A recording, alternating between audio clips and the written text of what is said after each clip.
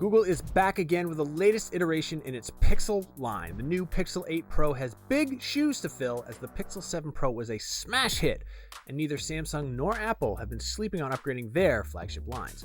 By comparison, the Pixel 8 Pro actually feels like it may be a more relaxed update than Samsung's Galaxy S23 Ultra or Apple's iPhone 15 Pro Max. But Google's phone also costs hundreds less, even at its year-on-year elevated price of $999. It's shaping up to be a potent phone for the photo fiends, but Google may have hyped up its AI features a bit too much.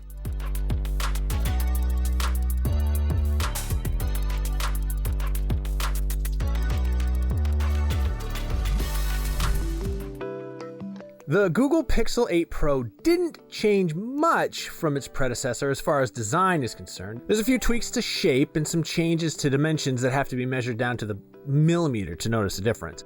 Though the changes are subtle, it's still apparent that it's a different phone, even if nothing about the 8 Pro's design makes it seem like the newer of the two phones. Part of that comes down to the display. Google opted for a flat display on the Pixel 8 Pro, where the Pixel 7 Pro had curved sides on its display. The flat screen could have been a cost-saving measure for Google, or it may have been part of the company's effort to make its phone more repairable. Either way, we found it slightly easier to use, if a bit less pleasant to look at.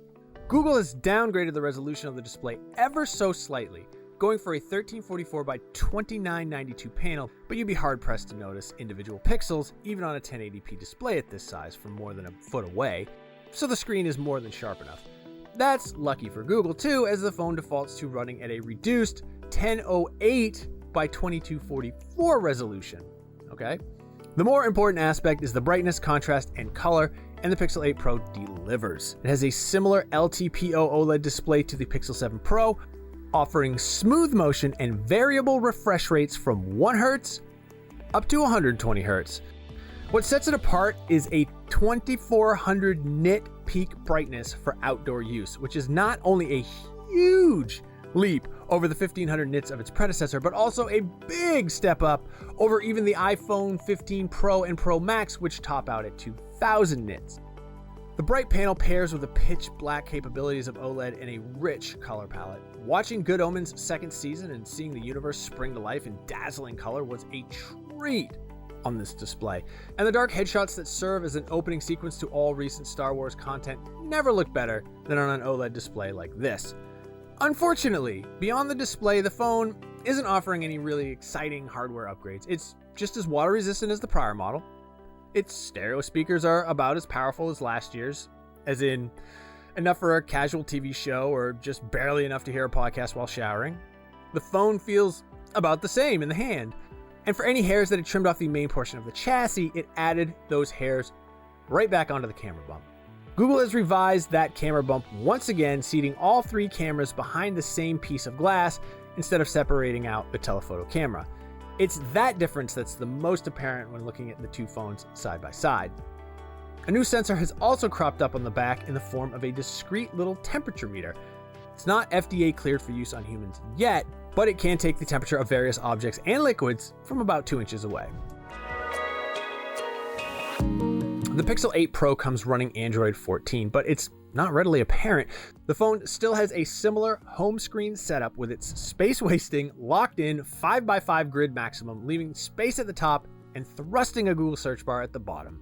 A big part of what makes Google's phones exceptional is their software. A lot of this year's highlights are camera features like the new Magic Editor and Best Take tools, as well as Magic Eraser, which debuted on the Pixel 6 series. Magic Editor, Google's AI-powered Photoshop-like tool for moving and resizing subjects, works nowhere near as quickly as Google's presentation made it seem.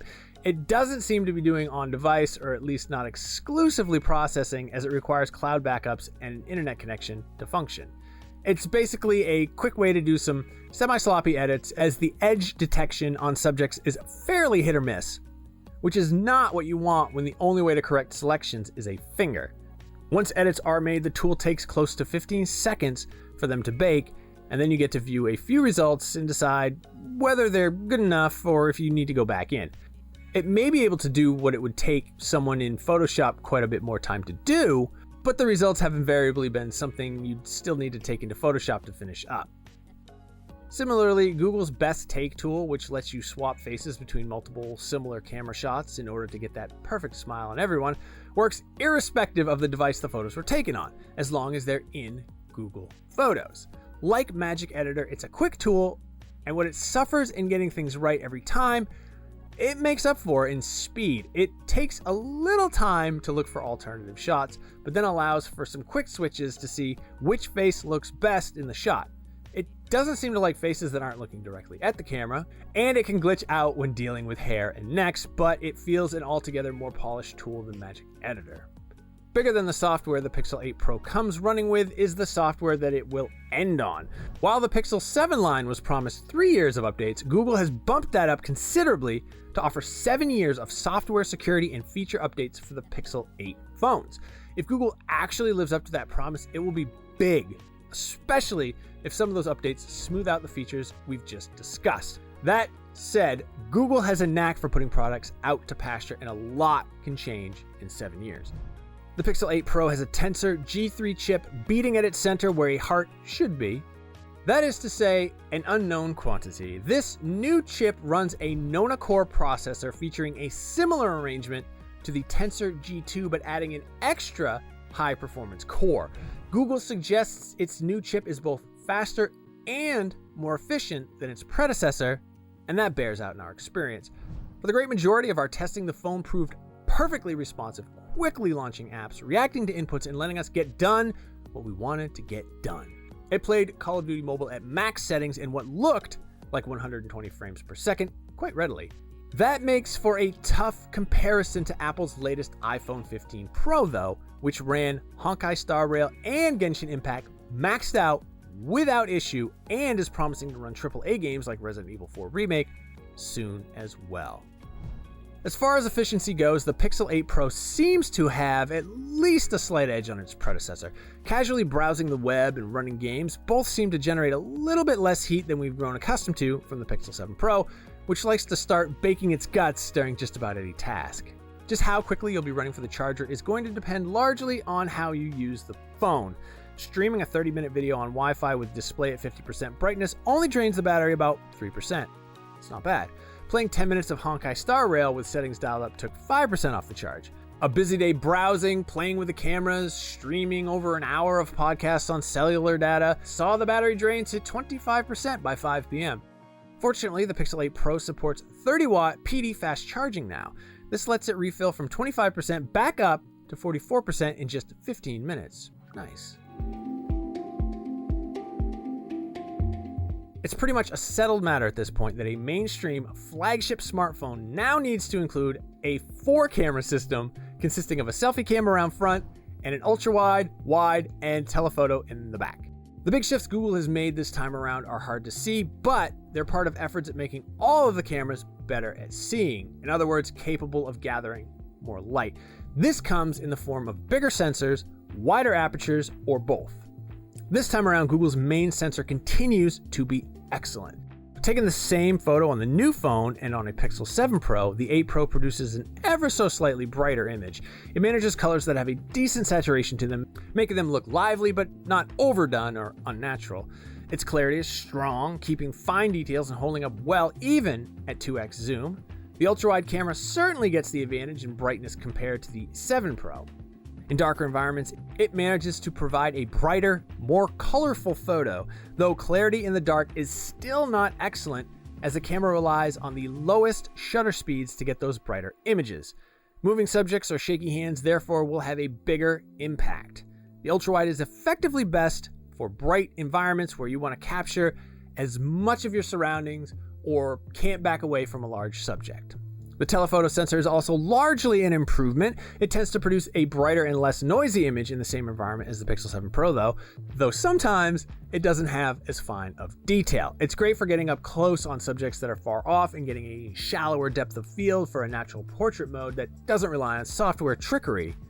The sensor makes great pictures at 5x and even holds up well boosted to 10x zoom. Though beyond that, it becomes more for playing than for capturing share-worthy images. The selfie camera's big improvement is simply the addition of autofocus. It can help for some stylized shot with extreme close-ups and distant backgrounds, letting you select which to have in focus, but the blur isn't extreme in either case, and most shots won't end up looking all that different to last year's camera.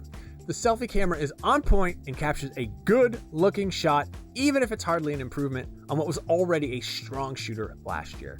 While Google has promised big improvements to video, it hasn't delivered them entirely. For one thing, the camera is still capable of 4K 60 Max or 4K 30 with HDR.